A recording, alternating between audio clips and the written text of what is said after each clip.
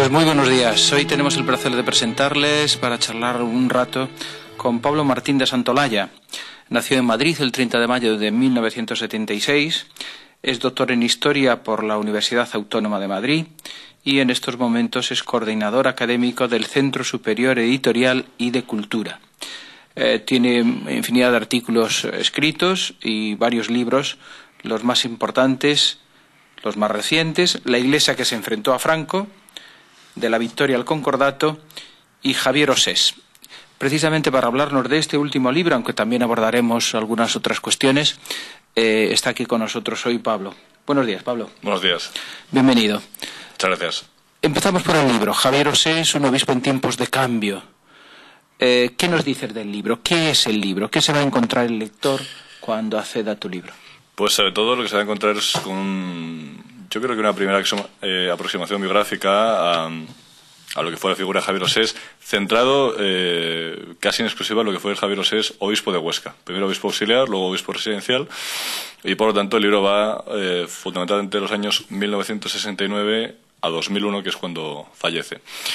A la hora de hablar un poco de la subdivisión del libro, pues hemos hecho una primera parte introductoria sobre su figura, su formación, sus estudios que pasaron, por ejemplo, por la Gregoriana de Roma, Ilustre Universidad de la Iglesia, y luego los cargos que desempeñó en la archidiócesis de Pamplona, donde llegó a ser rector del seminario. A continuación ofrecemos un capítulo centrado en lo que es el Javier Osés, obispo auxiliar de Huesca. Cuando llega a Huesca tiene en ese momento como obispo residencial a don Lino Rodrigo, que es un hombre ya de avanzada edad, pero que todavía se encuentra al frente del obispado. Y ahí la verdad es que mostramos a un Javier Osés pues en plena sintonía con lo que es el Concilio Vaticano II, dispuesto a aplicar sus diferentes disposiciones y realmente ejercer ya el mando desde el principio, porque Rodrigo estaba muy limitado en cuanto a su capacidad y por lo tanto puede decirse que aunque fuera obispo auxiliar era prácticamente como un obispo residencial, ¿no? Después de ello hay un capítulo que es el más amplio sobre Javier Osés como ya formalmente obispo titular o obispo residencial de Huesca, que es el que va de 1977 a 2001, y donde analizamos pues su aportación a lo que fue el funcionamiento de la diócesis, a lo que fue la aplicación del Vaticano II, a lo que fue incluso innovaciones suyas personales, como fue la célebre asamblea diocesana que tuvo lugar en la primera mitad de la década de los 80 y que de alguna manera venía a reproducir lo que había sido la asamblea conjunta de obispos y sacerdotes del año 71 y también pues analizamos otros aspectos de su gestión, como sobre todo su inmensa labor social. Hay que tener en cuenta que Javier Osés fue ante todo un obispo muy social. Y bueno, pues cosas que quizás serían de orden secundario, pero importantes para modernizar la diócesis, como fue la creación de un archivo histórico, como fue la creación de una pastoral gitana muy relevante desde el punto de vista social. Y, en definitiva, pues lo que fue su aportación, que fue la de un hombre, la del clásico pastor sencillo, en la línea que le gustaba a Pablo VI, de persona cercana, muy lejano a cualquier tipo de boato y oropel, ¿no? A continuación, lo que analizamos es el pensamiento de Javier Osés, su visión sobre cuestiones diversas. Entre ellas está la visión de las cuestiones morales, la visión de cuáles son los problemas que afectan a la Iglesia en aquel momento, como pueda ser pues el vaciamiento de los seminarios, la falta de vocaciones, el envejecimiento del clero, etcétera. También tratamos de esbozar cuál puede ser su visión sociopolítica.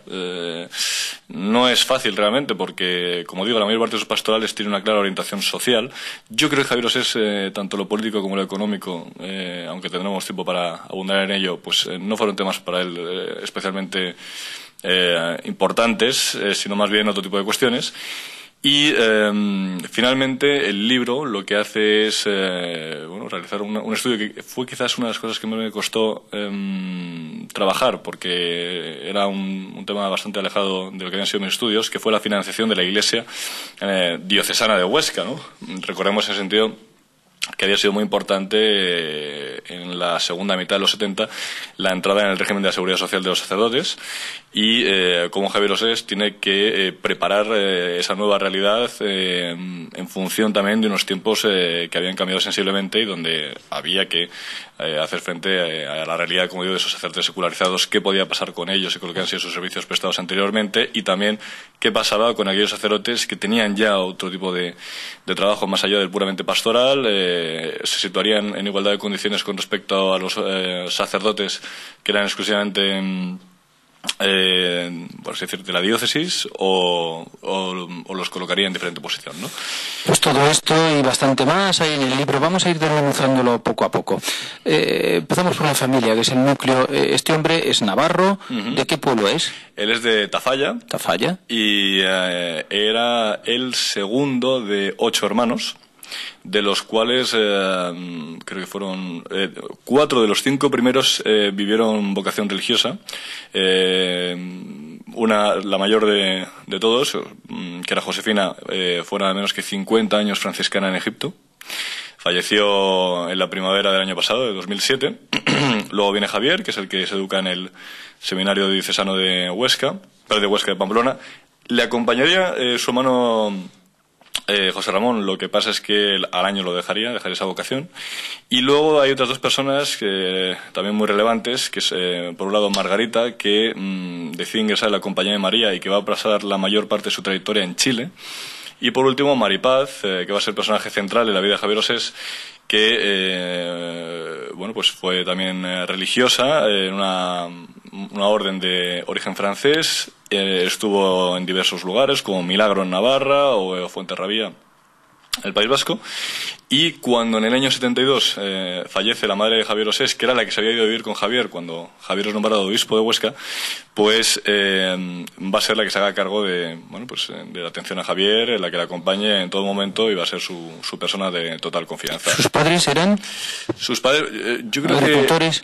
Sí, yo creo que es una familia bastante asentada allí en Tafalla. Yo he tenido la fortuna, en función de los lazos que hemos estrechado, mi propia familia, la familia de Javier Osés, en el último año y medio, pues he tenido la fortuna de conocer las diversas casas familiares, y está claro que es una familia de origen rural, pero acomodada. Yo diría que el padre, más que agricultor, sería un propietario agrario, una posición bastante establecida.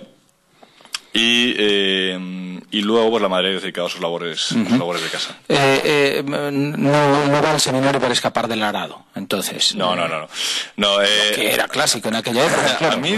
A mí me dijo personalmente su hermana Teresa, que Javier estaba deseando en todo momento, es decir, cuando fuera posible, ingresar en el seminario. Y él ingresa con 12 años, en plena guerra civil, en el 38, en el seminario de Pamplona, ¿no? Le vio desde el primer momento una gran vocación religiosa, y no fue una cuestión.